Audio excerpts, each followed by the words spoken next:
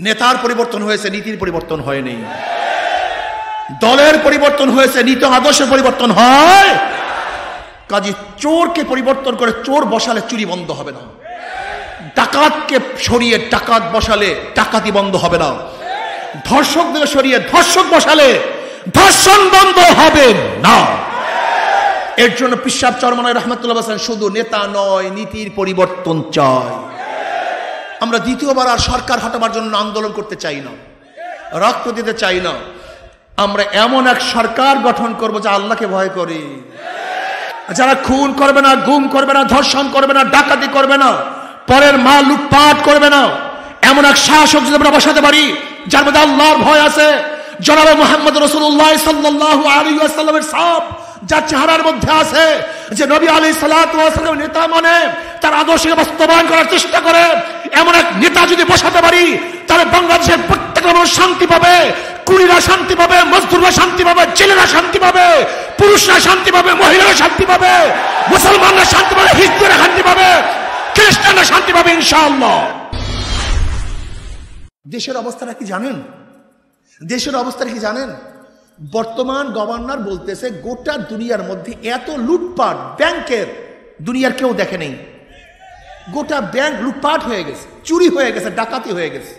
প্রিয় ভাইরা আমার, আমি আশ্চর্য হয়ে যাই ওই সমস্ত বাবাদের মেধা দেখলে যারা আওয়ামী লীগ করেন।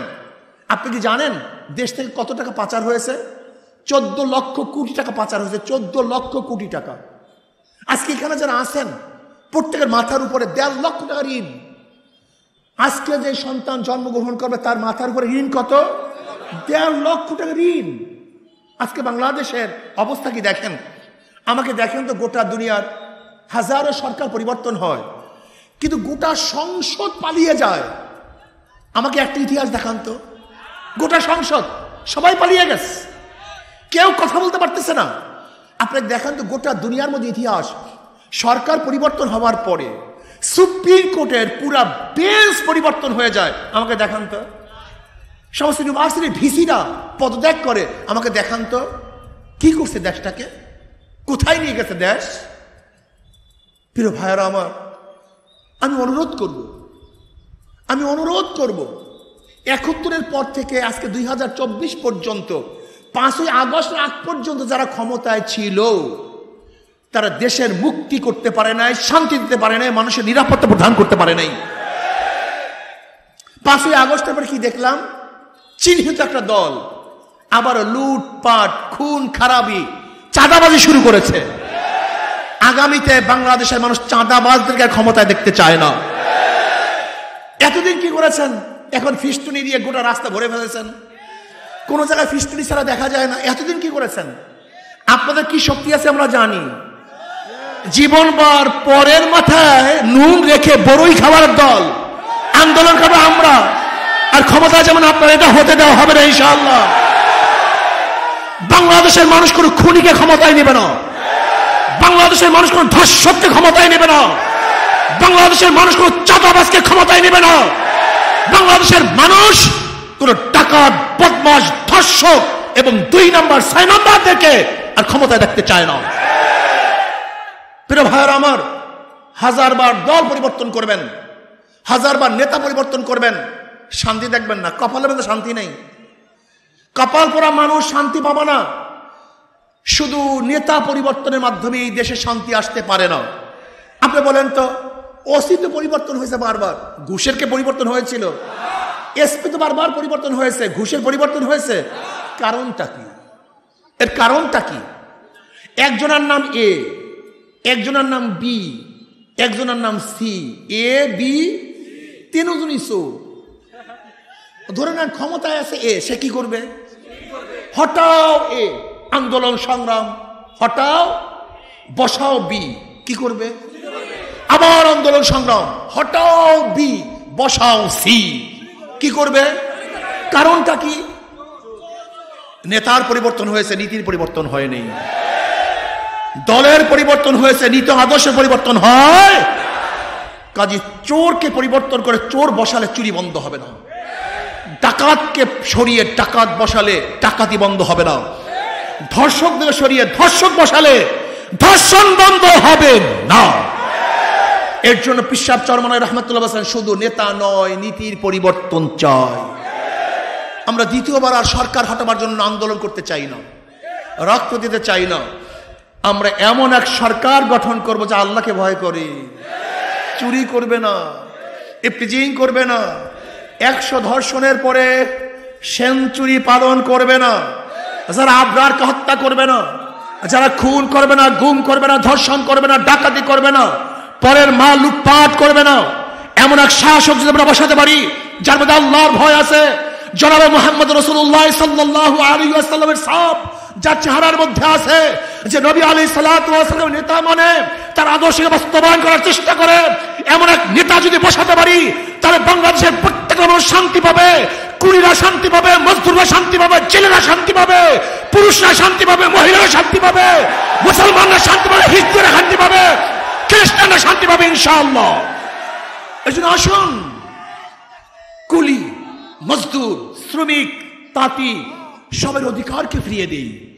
আমার নফরত লাগে, আমার দুঃখ লাগে গরিবদের দিকে তাকালে, গরিবদের দিকে তাকালে আমার খুবই কষ্ট লাগে। এই কপাল পরা খসরাত দুনিয়া ওয়াল আখিরা, দুনিয়াও বরবাদ আখিরাতও বরবাদ। তুমি কার পেছনে ঘুরতেছো? তোমাকে কি দিয়েছে ওরা? ভোটের সময় 500 টাকার চোরা টাকা ছাড়া তুমি আর কিছু পাও নেই। যে গুন্ডামি করছে, মাস্তানি করছে, লুট করছে, সে লুটের টাকার 1000 টাকার নোট পেয়েছো, তাদেরকে ভোট দিয়েছো, কিন্তু শান্তি আনতে পারো নাই। এবার আর ভোটের সময় অবৈধ টাকা নিও না, হক্কানি আল্লাহওয়ালাদেরকে ক্ষমতায় বসাও। তোমার খাদেম হিসেবে তারা কাজ করবে, তোমার প্রভু হিসেবে তারা কাজ করবে, যারা আত্মসাৎ করবে না, তোমার টাকা ভক্ষণ করবে না, তোমার অধিকার তোমাকে ফিরিয়ে দিবে। আজকে মাত্র কয়েকটা পরিবারের কাছে গোটা বাংলাদেশের অর্থ, কয়েকটা পরিবারের কাছে গোটা বাংলাদেশের অর্থ। আপনি চিন্তা করতে পারছেন? চিন্তা করতে পারছেন? কয়েকটা পরিবারকে সমস্ত লোন দিয়ে দিয়েছে, সমস্ত টাকা তাদেরকে দিয়ে দিয়েছে। কিন্তু আমরা যদি আজকে গরিবদেরকে রিক্সা কেনার ব্যবস্থা করতাম, ঠেলাওয়ালাদেরকে ঠেলা কেনার ব্যবস্থা করে দিতাম, আজকে গরিবদের জন্য, শ্রমিকদের জন্য ইন্ডাস্ট্রির ব্যবস্থা করে দিতাম, আজকে বিধবার জন্য, মিসকিন এতিমদের জন্য ভিন্ন ভিন্ন অর্থনৈতিক ডেভেলপের ব্যবস্থা করতে পারতাম, তাহলে 5-10 বছরের পরে আমাদের দেশে একটা গরিবও পাওয়া যেত না।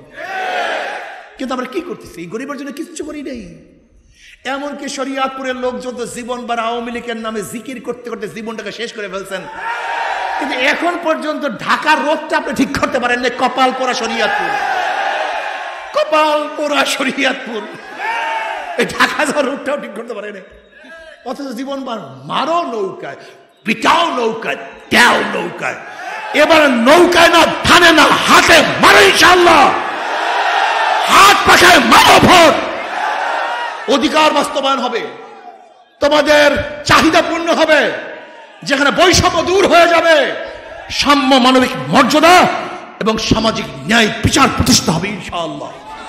এর জন্য আমি যুবকদেরকে বলবো, আজকে থেকে নিয়াত করো, বিগত দিনে যারা অন্যায় করছে, অবিচার করছে, 5 তারিখের পরে যারা অবৈধ কাজ করছে, প্রতিষ্ঠান দখল করছে, মসজিদ দখল করছে, মাদ্রাসা দখল করছে, ঘাট দখল করছে, অমুক দখল করছে, এই দখলদারিতা বাদ ইসলাম হুকুমতের জন্য আজ থেকে হাত পাকা মার্কাকে ভোট দাও, কাজ করো, তোমাদের অধিকার প্রতিষ্ঠা হবে ইনশাআল্লাহ।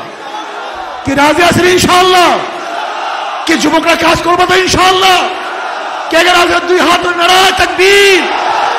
আগামী বাংলাদেশ ইসলামের বাংলাদেশ, আগামী বাংলাদেশ মদিনাওয়ালার বাংলাদেশ, আগামী বাংলাদেশ আল্লাহওয়ালা রাসূলের আইনের বাংলাদেশ, আগামী বাংলাদেশ শ্রমিক, কুলি, মজদুরদের অধিকার প্রতিষ্ঠিত বাংলাদেশ, আগামী বাংলাদেশ মুসলমান, হিন্দু, খ্রিস্টান, বৌদ্ধ সমস্ত ধর্মাবলম্বীদের নিরাপদ এক বাংলাদেশ।